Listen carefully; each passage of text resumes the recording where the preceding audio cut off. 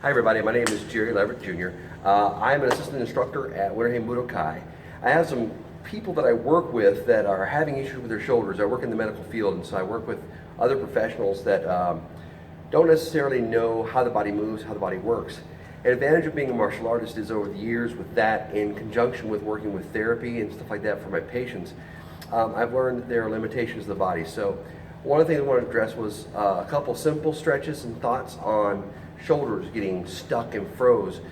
I'm not suggesting you do anything if they're really stuck and froze. I'm saying there's ways to counteract that over time. I'm 43 years old. My knees and my hips are in pretty bad shape. And I don't want to lose what I have. I'm trying to gain back some of my youthfulness again. So talking to a coworker the other day about her shoulders, I asked her, I said, can you reach your shoulders up for me? And she could only reach about here. Okay? But the weird thing was the way she was doing her hand. She was turning her hand out like this and reaching. Okay? There's some interesting things about the human shoulder. The shoulder has limited range of motion and mobility. People think that it's like the hips, that it has a lot of freedom of movement. It does, but like the hips, there are limits. The hip joints can't go all the way back and all the way forward. They have a limit to their rotation. That's why when you turn your foot out, it only goes so far, because the hip joint won't let it. Now, you have more movement in the shoulder, but again, it has limitations. So here's some basic concepts about the shoulder. Hand position matters. Either with the thumbs up or the palms down, raising your arms to the front. You should be able to raise them in front of you and over your head. Okay, again, with the palms facing down or your thumbs up, that's good. The moment you try to turn your hands over, it becomes a different kind of movement. It's a different everything. The moment you try to turn your arms out, it's not comfortable.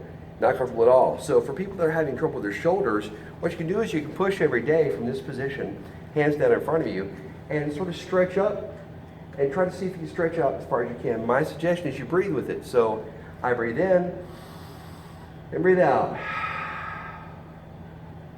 In, out. Trying to arch back, pull back, without using your back to pull. Some people, they limit their movement here because they're stuck and they think that bending back is doing it. But if you look, it's not. Raising your arms over your head is this, okay? So the forward motion here is good and normal. Now, another way to loosen up the shoulder a little bit is side motions. And the way I gear this, I was explaining to her the other day, is use the elbows to lift up instead of the hands, because people think they have to lift their hand up like this for the side motion. I'm able to do this, but for people with bad shoulders, there's very limited motion this way, okay? So best thing to do is reach up the shoulders. Come up in the shoulders and lift your elbows just past. You'll feel there's a limitation there. That bone has a cap over it like this, so it has a lock. Basically the shape is similar. I'm not saying it's perfect, but the idea is that bone is coming up and going like that, okay? So it has a limit. Some people's may be bigger than others, so there's more of a natural limit. Some people, because the tendons and ligaments are so tight, that joint is really rigid. Loosening over time flexes, so that maybe you can get a little bit more out of it. That's the idea. So an exercise we do with the dojo that I think helps with the shoulder well, opens it up, stretches it out. We call it the eagle stretch, in honor of my instructor, Juan Keri Sensei. When he was younger, studying in New York, his instructors gave him the nickname of Eagle. So out of honor for him, we came up with this thing called the eagle stretch, and we think of diving. It incorporates breathing. First, you want to make sure you cup your hands and you pull up to your chest, about sternum level. So you breathe in. Once here, start turning the hands over and start pushing straight up. Now again, this is not going to allow you to pull way back, but the straight up posture is stretching the spine. So pull up, push, and as you squeeze the breath out, push up. Now what we do is we pull the hands down to the side, squeezing the muscles in our back together like this. Okay, so from the neck down, as I move my arms downward, I'm squeezing my back together. Those muscles are coming together. So it looks like this. Breathe in.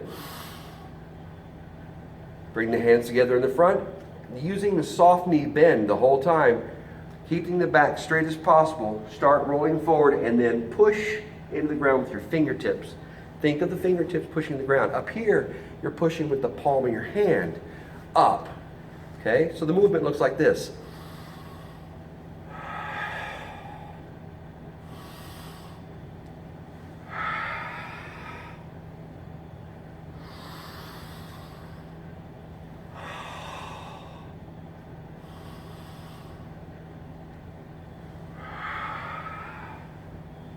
What I like to do with this is every time I breathe out going down, I first find a place directly in the middle of my toes.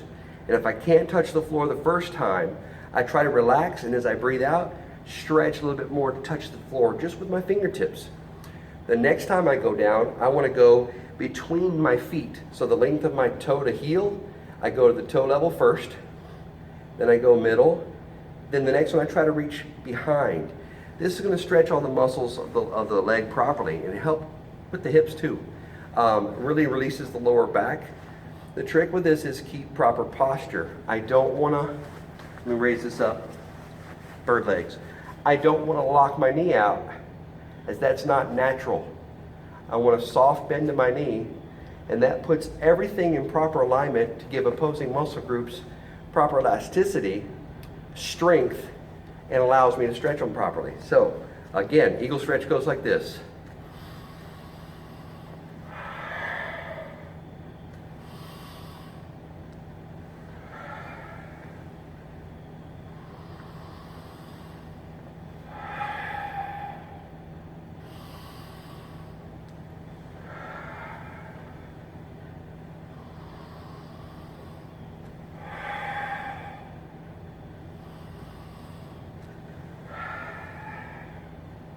And when I do it, I don't want to hurt myself.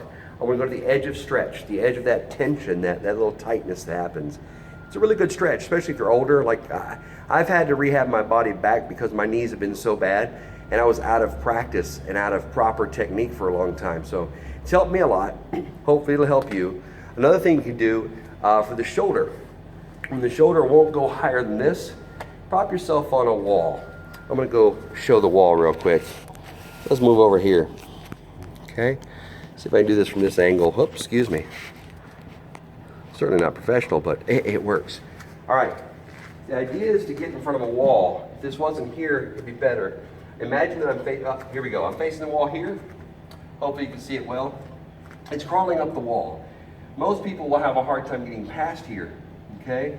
So what you want to do is you want to crawl up, keeping the elbow slightly against the wall, and reaching that next step and straightening out that shoulder as much as possible and lean into it. Let your chest or belly go into the wall while you do it. It gives a little push to the shoulder.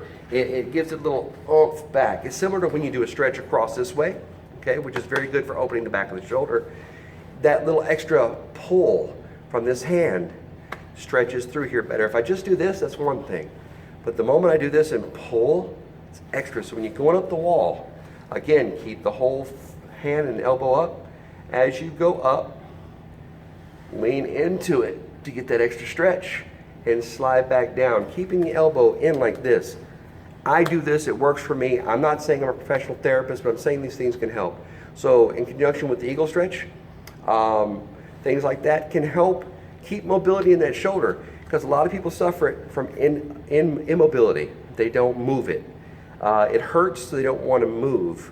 Talk to your doctor about things like ibuprofen and stuff to help relax the tissue, keep the swelling down. Things like Epsom salt baths and stuff I find work well for me and my legs especially. So hopefully this helps out. Hopefully it's something that will give you an idea of how to get your body loose. If nothing else, even if you don't have bad shoulders, the eagle stretch is cool in that it's an over body energy kind of thing. With the breathing, you really open channels up and you feel better afterwards. We get the kids to do this as a meditation often, and they'll go from very tense and hyper to very calm before or after class. Try it, see if it works for you. Thanks for your time.